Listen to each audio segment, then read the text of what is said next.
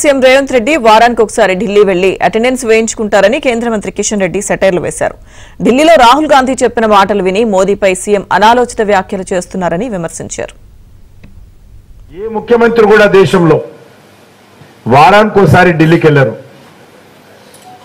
మన గౌరవ ముఖ్యమంత్రి గారు మాత్రం ప్రతి వారానికి ఒకసారి ఢిల్లీలో అటెండెన్స్ వేయించుకుంటాడు.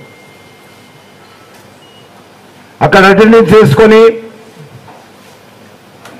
రాహుల్ గాంధీ చెప్పిన విషయాలన్నిటిపైన వచ్చి ఇక్కడ నరేంద్ర మోడీ గారి మీద, కేంద్ర ప్రభుత్వం మీద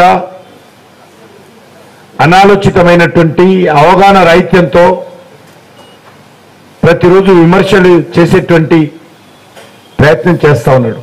తెలంగాణ ప్రజలు రేవంత్ రెడ్డి మాటలు విని ఈరోజు ఇచ్చినటువంటి హామీలు మర్చిపోతారనుకుంటే పొరపాటు.